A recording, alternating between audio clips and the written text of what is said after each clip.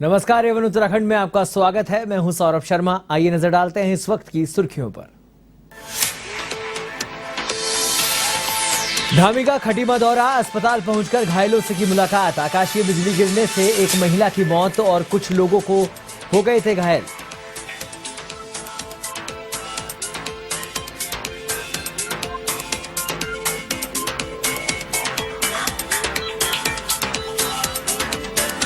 देहरादून में smart city के कार्यों की धीमी रफ्तार को लेकर एक्शन। सीएम धामी ने ठेकेदारों को दिखाया बाहर का रास्ता।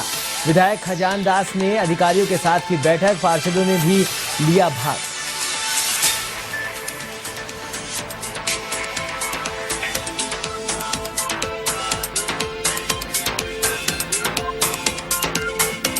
उत्तराखंड सरकार की ओर से मदरसों की जांच के आदेश। मामले को लेकर बाबा रामदेव का आया बयान। कहा, कुछ लोग इस्लामिक उन्माद और गलत गतिविधियों को पाले बैठे हैं मंसूबे।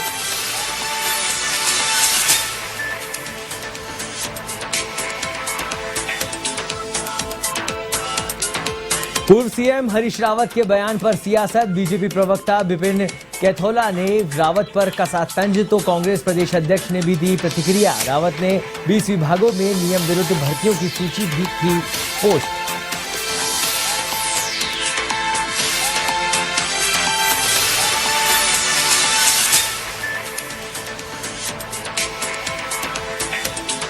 टनकपुर पुलिस की बड़ी कार्रवाई। 2 युवकों को चरस के साथ किया गिरफ्तार। करीब 1 किलो 880 ग्राम चरस बरामद। तो गदरपुर पुलिस ने अफीम तस्कर को किया गिरफ्तार।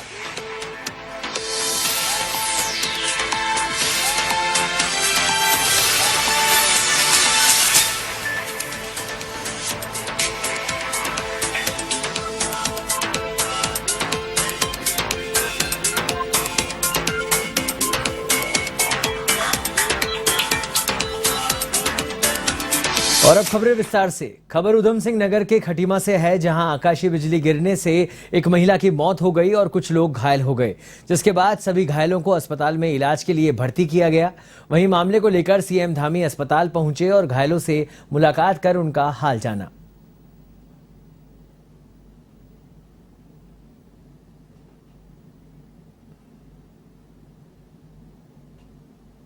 एक महिला की मृत्यु हो गई है, बाकी 3 लोग घायल अवस्था में यहाँ पे लाए गए थे नागरिक चिकित्सालय में, जिनका घायलों का इलाज कर दिया गया है। सभी स्थिर हैं। इन सभी को देखने के लिए माननीय मुख्यमंत्री श्री पुष्कर सिंह धामी जी अभी आधे घंटे पहले इस अस्पताल में आए थे। उन्होंने सभी के हालचाल जाना है और आवश्यक निर्देश दिए गए हैं उनके द्वारा। सभी मरीज स्थिर हैं और उनको जैसे ही उनका इलाज पूरा हो जाता है उनको डिस्चार्ज कर दिया जाएगा। उत्तराखंड सरकार की ओर से मदरसों की जांच के आदेश के बाद बाबा रामदेव ने बड़ा बयान दिया है। स्वामी रामदेव ने कहा कि देवभूमि उत्तराखंड में कुछ लोग इस्लामिक उन्माद और गलत गतिविधियों के मंसूबे पाले बैठे थे। सीएम धामी ने इसका संज्ञान लेकर मदरसों की जांच के आदेश दिए हैं, जो स्वागत योग्य है। सीमांत प्रदेश है, देवभूमि है। हरिद्वार महातीर्थ के अलावा गंगोत्री, यमुनोत्री, बद्री, केदार के साथ साथ उत्तराखंड दुनिया की आज आध्यात्मिक राजधानी है। और ऐसे प्रदेश में जिस प्रकार से यहाँ पर मजहबी उन्माद और कुछ अलग प्रकार के मंसूबे पाले बैठे लोग गलत गतिविधियां कर रहे थे, उनका जैसे ही मुख्यमंत्री को पता लगा तो उन्होंने मदरसों की जांच का आदेश दिया। जो सही कर रहे हैं उनको डरने की आवश्यकता नहीं, और जो गलत कर रहे हैं उनको तो डरना ही चाहिए। कि आज से 30 साल पहले जब मैं हरिद्वार आया था और उत्तराखंड में मेरी, कहता हूँ, भौतिक जन्मभूमि तो हरियाणा है, लेकिन आध्यात्मिक जन्मभूमि मेरी उत्तराखंड और गंगोत्री है। तब मैंने यहाँ देखा किसी भी तरह का इस्लामिक उन्माद नहीं था। अब यहाँ पर जो इस्लामिक उन्माद और उसमें फिर धर्म परिवर्तन और पूरे इस देवभूमि को कुछ लोग कुत्सित तरीके से दूषित करने का प्रयास कर रहे हैं, वह बहुत चिंता का विषय है और वो निंदनीय है। राजधानी देहरादून में लंबे समय से चल रहे स्मार्ट सिटी के कार्यों को लेकर खुद सरकार भी संतुष्ट नहीं है, जिसके चलते सीएम पुष्कर सिंह धामी ने स्मार्ट सिटी में हो रहे कार्यों का संज्ञान लिया और ठेकेदारों को बाहर का रास्ता दिखा दिया। वहीं राजपुर के विधायक खजान दास ने स्मार्ट सिटी से जुड़े अधिकारियों के साथ बैठक की। इस दौरान देहरादून के पार्षदों ने भी बैठक में हिस्सा लिया और अपने अपने क्षेत्र की समस्या को विभाग के सामने रखा। वहीं विधायक ने कहा कि अब स्मार्ट सिटी के कार्यों में तेजी लाने के लिए बदलाव किए गए हैं और बहुत जल्द स्मार्ट सिटी का कार्य संपन्न किया जाएगा। उत्तराखंड की बात तो छोड़ो, उत्तराखंड तो मिलकर करके आज जो एक अहम बैठक थी, जिसमें सभी विभागों के अधिकारियों को यहाँ इस बैठक में बुलाया गया था और स्मार्ट सिटी से संबंधित हमारे व्यापारी जो प्रतिनिधिगण हैं उनको इस बैठक में आमंत्रित किया गया था। और मैंने भी पहले जो बैठक ली थी वो एक बड़ी बैठक थी और उस पर भी कहा गया था कि आप 25 सितंबर तक कार्य को पूरा करेंगे, अन्यथा आपके खिलाफ कार्रवाई भी हो जाएगी। और मैंने भी ये चेतावनी देखी, हो सकता है कि मुझे भी धरने पर न बैठना पड़े। इसका ये है कि 23-24 तारीख तक ये स्मार्ट सिटी का काम बाजार में बिल्कुल ख़त्म हो जाएगा और आम पब्लिक के लिए यहाँ पे शॉपिंग करना आसान हो जाएगा और जनरल पब्लिक को एक अच्छा अनुभव मिलेगा यहाँ शॉपिंग करने का, ऐसी हमारी अभिलाषा है। खबर देहरादून से है, जहां शिक्षा मंत्री धन सिंह रावत ने जर्जर प्राइमरी स्कूल इंटरमीडिएट के भवन को ध्वस्तीकरण करने के आदेश दिए हैं। उन्होंने कहा कि जो स्कूल ठीक होने के लायक नहीं है उनकी डीपीआर बनाने के अधिकारियों को आदेश दिए गए हैं। आपको बता दें कि हाल ही में उत्तराखंड के चंपावत के मोनकांडा ग्राम में एक जर्जर स्कूल के शौचालय की छत ढहने से एक छात्र की मौत हो गई थी और 5 छात्र गंभीर रूप से घायल हो गए थे।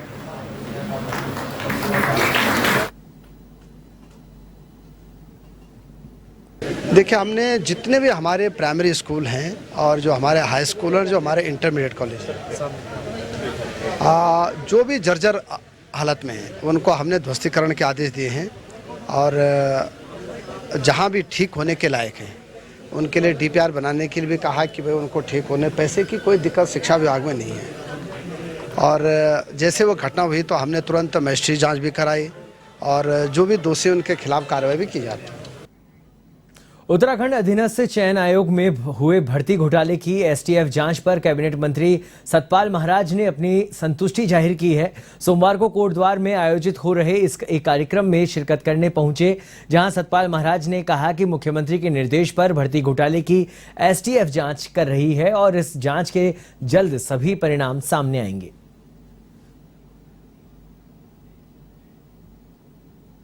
रिजल्ट्स लेने हैं, जब जांच एक बैठ जाती है तो निश्चित रूप में उसके परिणाम की प्रतीक्षा हमें करनी चाहिए और मुख्यमंत्री जी ने जो कहा है तो निश्चित रूप में इसकी जांच होगी और रिजल्ट्स हमारे साथ। सितारगंज में भाजपा की ओर से सेवा पखवाड़ा आयोजित किया जा रहा है। इसका आयोजन पीएम मोदी के जन्म दिवस के तहत किया जा रहा है। इस दौरान सेवा पखवाड़ा में राज्यसभा सांसद डॉक्टर कल्पना सैनी ने शिरकत की। बुद्धिजीवी के सम्मेलन में भाजपा जिला अध्यक्ष विवेक सक्सेना, मंडल अध्यक्ष विजय सलूजा समेत भाजपा कार्यकर्ता मौजूद रहे। राज्यसभा सांसद डॉक्टर कल्पना सैनी ने भाजपा कार्यकर्ताओं को भाजपा सरकारी योजनाओं के बारे में विस्तार से जानकारी दी। इस दौरान सभी में उत्साह देखने को मिला।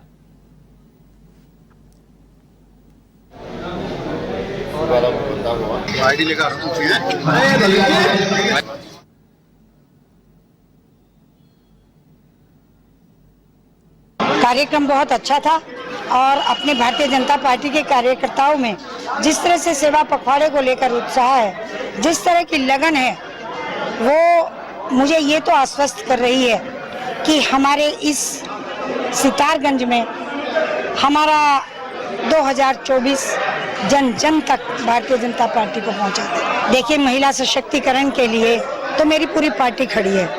अनेक योजनाएं प्रदेश में भी हैं और केंद्र की भी आ रही हैं।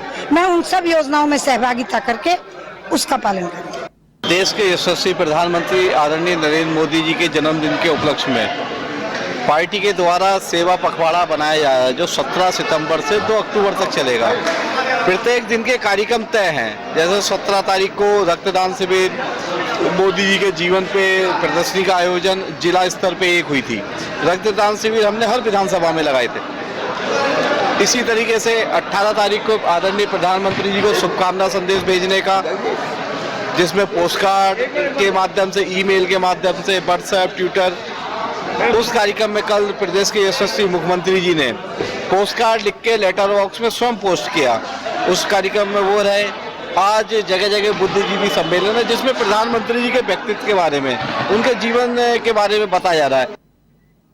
पूर्व मुख्यमंत्री हरीश रावत अपने बयानों को लेकर चर्चा में बने रहते हैं। हाल ही में उन्होंने अपने सोशल मीडिया पेज पर पोस्ट साझा की है जिसमें उन्होंने कहा कि ऐसे 20 विभाग की सूची उनके पास आई है जिनकी भर्तियां नियम विरुद्ध हुए हैं।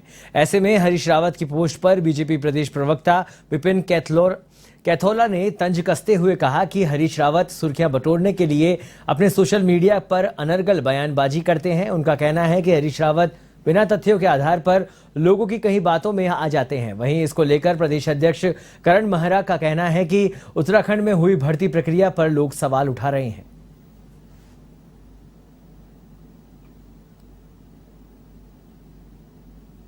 देखिए, हरीश रावत जी जिस प्रकार की बातें करते हैं, कभी भी हरीश रावत जी तथ्यात्मक बात नहीं करते। कल उन्होंने एक तथाकथित लिस्ट डाली और आज उसे डिलीट कर दिया। हरीश रावत जी उत्तराखंड की प्रतिष्ठा को सोशल मीडिया में जिस प्रकार से खराब कर रहे हैं, उसके लिए हरीश रावत जी को और कांग्रेस को माफी मांगनी चाहिए। हरीश रावत जी उस पार्टी से बिलोंग करते हैं जिस पार्टी ने देश की आज़ादी के 1 साल बाद देश में भ्रष्टाचार की बेल बोई है। हरीश रावत जी को पहले अपने इतिहास को झांकना चाहिए, फिर उसके बाद बात करनी चाहिए। और जिस प्रकार की पूर्वाग्रह की राजनीति, दुराग्रह की राजनीति, जिस प्रकार से उत्तराखंड को के अंदर उत्तराखंड की छवि को धूमिल करने की राजनीति हरीश रावत जी और कांग्रेस कर रही है, उनको इसका मुंहतोड़ जवाब आने वाले समय में उत्तराखंड की जनता फिर से देने वाली है। इस समय एक जलजला सा आया हुआ है। हर नौकरी को जो है शक की दृष्टि से देखा जा रहा है। अधीनस्थ चयन आयोग में, सचिवालय में, कोऑपरेटिव में, बहुत सारी चीज़ों में, एलटी में भर्ती में घोटाले सामने आए हैं। और जो सबसे दुर्भाग्यपूर्ण है, जो लोकतंत्र का मंदिर है विधानसभा, उसमें जिन लोगों को जनता ने चुन के भेजा, जिनको विशेषाधिकार मिले जनता की वजह से, उन्होंने जनता की पीठ में चाकू फूंकने का काम किया है, आवाम की पीठ पर चाकू फूंकने का काम किया है। तो ये सारी चीज़ों से हर चीज़ में शंका हो रही है। जिस तरीके से आरएसएस के लोगों का भी इन्वॉल्वमेंट विधानसभा की भर्तियों में दिखा है, उससे और ज़्यादा शक पुख्ता हुआ है। और जो सोशल मीडिया में चीज़ें आई हैं, अभी उसकी हम लोग इंक्वायरी कर रहे हैं, अपने स्तर पे हम उसकी जांच भी करा रहे हैं। देखते हैं उसमें कितनी सत्यता है, और जब उसकी असलियत सामने आएगी तभी उस पर कुछ टिप्पणी करना ठीक रहेगा। प्रदेश के भर्ती घोटालों को लेकर अल्मोड़ा के विधायक मनोज तिवारी ने सरकार पर निशाना साधा। उन्होंने कहा कि प्रदेश सरकार के नाक के नीचे इतना बड़ा घोटाला हो गया, लेकिन सरकार गंभीर दिखाई नहीं दे रही है। उन्होंने कहा कि सरकार को इसकी जांच सीधे सीबीआई को दे देनी चाहिए।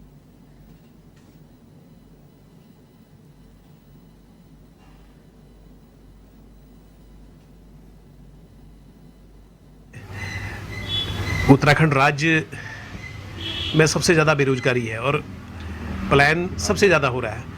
और हमारे जो आर्थिक रूप से कमज़ोर लोग हैं, जो मध्यम परिवार के लोग हैं, या जो बहुत ही बुद्धिजीवी बच्चे हैं हमारे, उन्होंने बड़ी मेहनत से परीक्षाएं यूके SSSC में दी है, विभिन्न पदों में दी है। लेकिन प्रदेश सरकार के नाक के नीचे जो पूरा भ्रष्टाचार फैला हुआ है, उससे उनका भविष्य अंधकार में आ गया है। हमारी मांग है कि प्रदेश सरकार से मांग है कि तुरंत इनकी सीबीआई जांच होनी चाहिए और दोषी को कड़ी से कड़ी सजा मिलनी चाहिए और भविष्य में ऐसी पुनरावृत्ति नहीं हो। क्योंकि किसी के रोजगार से जुड़ा हुआ विषय है, किसी की नौकरी से जुड़ा हुआ विषय है। ये उत्तराखंड का बड़ा दुर्भाग्य है कि उत्तराखंड में इतना बड़ा भ्रष्टाचार खुलकर सामने आया है।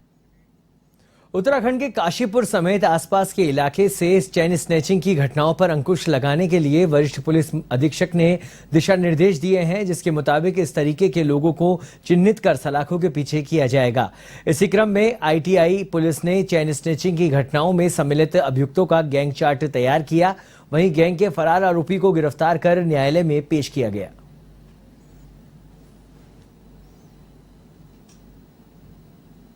क्षेत्र में पिछले लंबे समय से जो लोग चेन स्नैचिंग और झपट्टेमारी में इन्वॉल्व थे, तो इन पे पहले भी मुकदमे हुए हैं। 3 इसमें अभियुक्त थे, प्रभजोत सिंह, गुरपाल सिंह और सुनील। ये तीनों ही बाजपुर निवासी हैं। इन तीनों के खिलाफ गैंगस्टर एक्ट के तहत एक मुकदमा दर्ज हुआ था।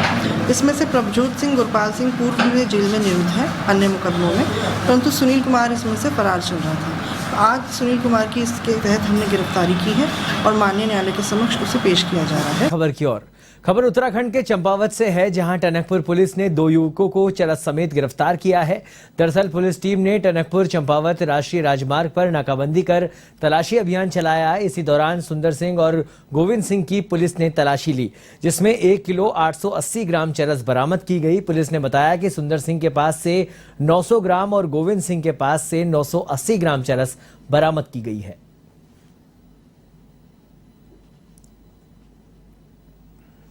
टनकपुर और एसओजी चंपावत की टीम के द्वारा सुंदर सिंह और गोविंद सिंह 2 लड़के हैं, ये दिखाली चौड़ थाना पंचेश्वर के रहने वाले हैं। इनके कब्जे से लगभग 1 किलो 880 ग्राम अवैध चरस प्राप्त हुई है और इनको टीम के द्वारा गिरफ्तार किया गया है और आगे की कार्रवाई के लिए इनको न्यायालय में पेश किया जाएगा। इस चरस की कीमत लगभग हम 2 लाख रुपये मान सकते हैं अंतर्राष्ट्रीय बाजार में इसकी। गदरपुर की पुलिस लगातार नशे के खिलाफ अभियान छेड़ते हुए आए दिन नशे के कारोबारियों को गिरफ्तार कर जेल भेज रही है। इसी कड़ी में पुलिस ने एक व्यक्ति को अफीम के साथ गिरफ्तार कर जेल भेज दिया है, जिसके कब्जे से करीब 1 किलो 325 ग्राम अफीम बरामद हुई है।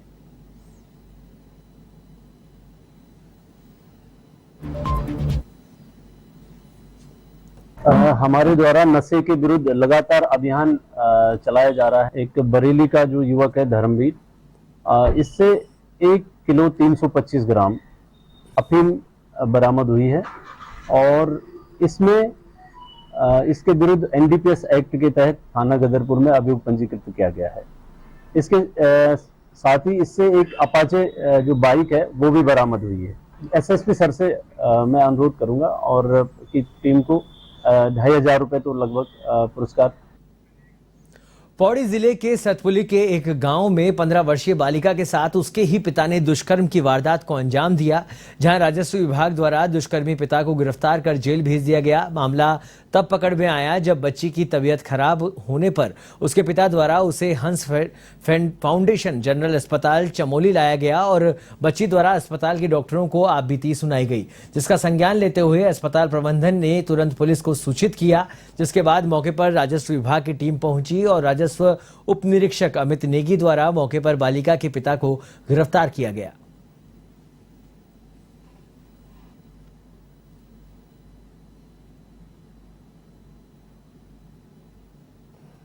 तहसील सतपुली के क्षेत्र अंतर्गत किसी गांव में एक पिता ने अपनी नाबालिग पुत्री के साथ में दुष्कर्म किया है तथा उसके साथ मारपीट का मामला हमारे संज्ञान में आया। हमने लड़के के बयानों के आधार पर उसकी गिरफ्तारी कर ली है तथा मामला हमने 376 तथा पोक्सो एक्ट में जो है दर्ज किया है। अभी इसमें जो है कि जिलाधिकारी महोदय को ये मामला रेगुलर पुलिस को स्थानांतरित करने के लिए यहाँ से जो पत्र है वो प्रेषित कर दिया गया है। पौड़ी के बीरोखाल के एक माध्यमिक विद्यालय की छात्राओं ने शिक्षक पर आरोप लगाया है कि उन्होंने शिकायत दी थी कि शिक्षक ट्यूशन पर बुलाकर छेड़खानी करता है। मामले को प्रधानाचार्य की रिपोर्ट में झूठा बताया गया। वहीं सीईओ डॉक्टर आनंद भारद्वाज ने मामले को संवेदनशील बताते हुए निष्पक्ष जांच के निर्देश दिए और कहा है कि जांच रिपोर्ट आने पर मामले में कार्रवाई की जाएगी।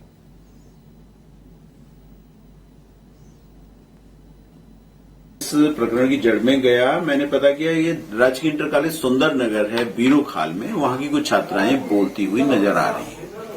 मैंने वहां के प्रधानाचार्य से संज्ञान लिया। उनके द्वारा बताया गया कि प्रकरण की उन्होंने जांच की है, प्रकरण झूठा है, ऐसा कुछ भी हुआ नहीं है। पब्लिक के कुछ लोग बच्चों को लेके आए हैं और वो जबरदस्ती बच्चों से कहलवा रहे हैं और इसी बीच किसी गार्जियन ने इसका वीडियो बना के सोशल मीडिया पे डाला है। मैं ये स्पष्ट कर देना चाहता हूं कि गार्जियन और शिक्षक सभी बच्चों के हित में सोचें, बच्चों के बेटरमेंट के लिए, बच्चों के बहुमुखी विकास करने की दिशा में अग्रसर हों। किसी भी इस प्रकार का वीडियो राजनीति से प्रेरित कदापि न डालें जब तक कि किसी प्रकरण की जांच न हो जाए।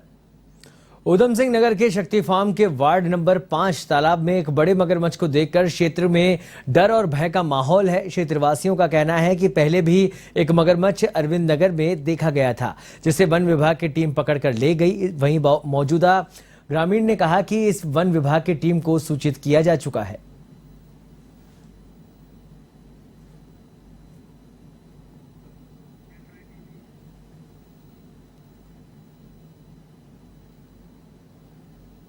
अल्मोड़ा के विकासखंड सल्ट में पनियाल गघेर पुल क्षतिग्रस्त हो गया है, जिसके चलते लोगों को काफी परेशानियों का सामना करना पड़ रहा है। आपको बता दें कि यह पुल मोहान बतरौगा खान मार्ग बद्रीनाथ भिकियासैंण चौखुटिया और कई क्षेत्रों को जोड़ता है, जिससे पुल से गुजरने वाले हजारों लोग जान जोखिम में डालकर यात्रा करते हैं, जिसे लेकर ग्रामीणों ने पुल को जल्द सही करने की मांग की है।